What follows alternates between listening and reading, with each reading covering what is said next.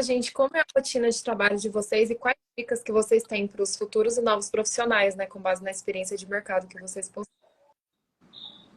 Pode começar, doutora Sofia. Então, logo que a gente se formou, eu acho que é importante a gente trazer um pouquinho desse Uhum. histórico, porque é interessante, né? Às vezes as pessoas olham pra gente e vê onde você está hoje, né? Mas não sabe, assim, o caminho que levou você a tomar aquelas decisões, a chegar até onde você está, né? E as opções que você teve, né? E as escolhas que foram sendo feitas. Então, logo que nós nos formamos, em 2006, nós tivemos a oportunidade de trabalhar no primeiro pronto-socorro veterinário, 24 horas aqui de Uberlândia. Inclusive, até hoje, né? Ele existe, que é o PSV. Então, nós somos os primeiros plantonistas, junto com os donos do PSV, né, que é a Silvia e o Daniel, a trabalhar lá. Então, a gente era recém-formado, então a gente foi trabalhar com eles. E aí a gente, né, tinha aquela loucura, era de noite, a gente morava dentro da clínica, tá? Então, era uma casa, então a frente era a clínica, tinha a parte de trás e tal. Então lá a gente fazia tudo, galera. Tudo que vocês imaginarem. A gente que lavava os panos, a gente que esterilizava, a gente que separava material, a gente que atendia, a gente que operava, a gente que ficava Limpava o chão. limpava o chão, atendia telefone, era secretário, financeiro, tudo. Então nós tivemos um intensivão aí, né, de uns 3 meses, se eu não me engano, né, Lê? Acho que foi uns 3 meses 3, 4. trabalhando com eles, né? Que foi super importante e tal. A gente, né? Imagina, acabou de sair a oportunidade de fazer tudo que a gente, né? Queria fazer.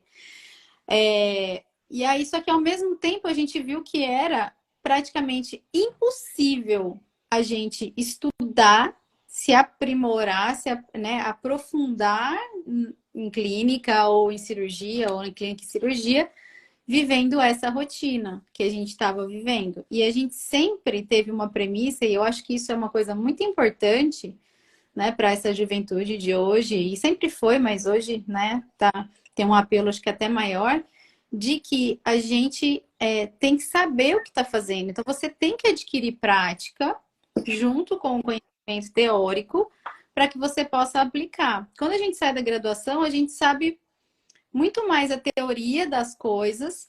Claro que a gente faz um estágio curricular, mas se for ver, é muito pouco tempo e pouquíssima responsabilidade sobre aqueles casos, né? A gente tem sempre uma opinião, né? Você tá fazendo estágio e fala, acho que eu não ia fazer desse jeito, não.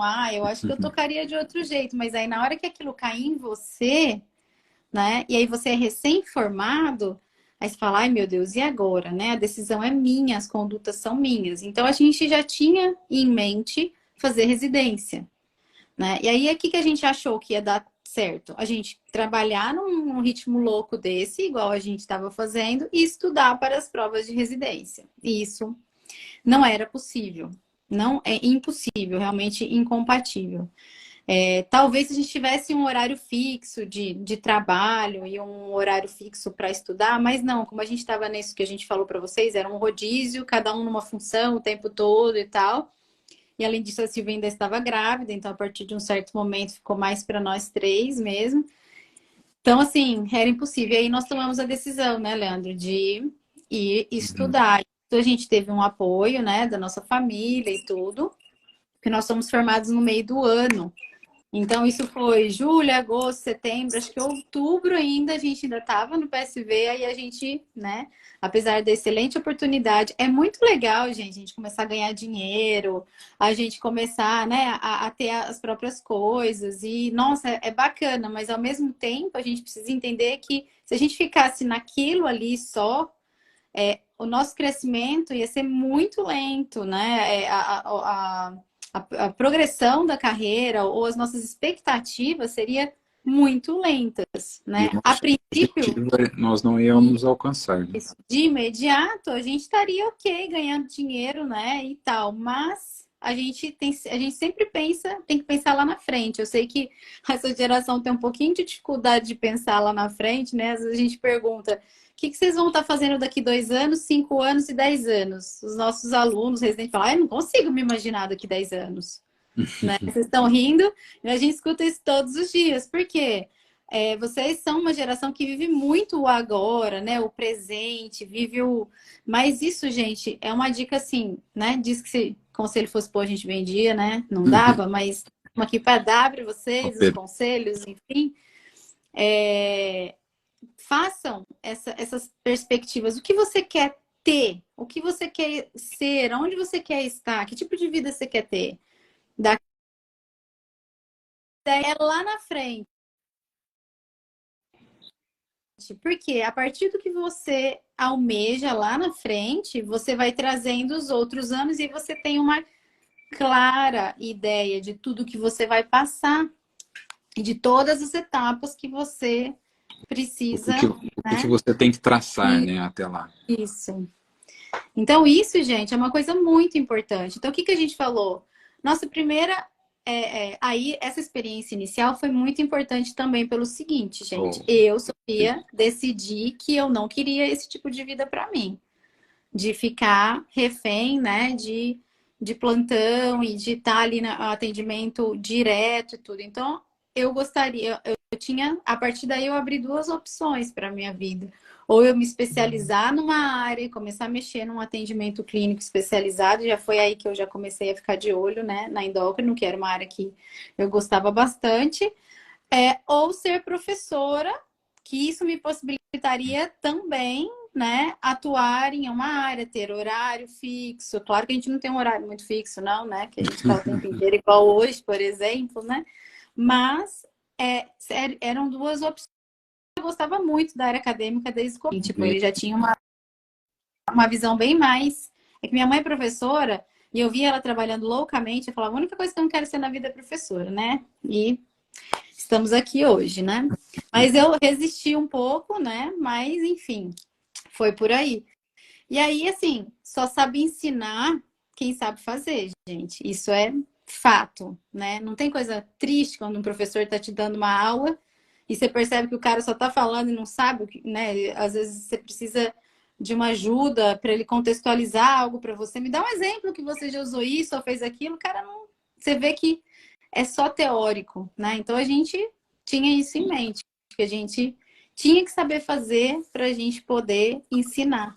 E aí a residência não era uma opção, entendem? Ela era extremamente necessária. Então a gente sabia que a gente precisava fazer residência. Então a gente tomou a decisão baseado nisso, né? Mandar um abração aí para um monte de gente aí que tá mandando, o Pedrão, o Pedro Paulo, professor Pedro Paulo, professora Suelen, tem um monte de gente aí mandando que estão gostando, né? Então é uma satisfação falar aqui um pouquinho da nossa trajetória, que realmente assim, ela é lenta, né? A parte da veterinária, ela é uma escadinha. Então a residência foi 1 ano, então assim, elas foram 2 anos, né? Que subiu mais um pouquinho nessa escala. E eles pediram para falar um pouquinho também do caso de rotina, né? Nosso livro que nós fizemos, o Bula Vet também. E foram, muitas vezes a gente, ó, o grande amigo aí, Pedrão, beleza? Professor Pedro, vamos lá. E assim, foram importante falar para vocês, a construção disso tudo não foi assim de uma hora para outra. Então foram diante de o que o mercado precisava, o que eram nossas dores, o que a gente precisava. E foi através dessa união também com todo mundo que está, um monte de gente que está aqui hoje, conversando conosco, que fez o nosso crescimento. Né? E eu vou falar para vocês que muitas vezes a gente vai conversando, fala, olha, isso aqui é uma ideia boa, e você vai juntando e fazendo esse network para chegar a um projeto futuro, né? De o que você quer ser lá na frente, o que você quer ter lá na frente.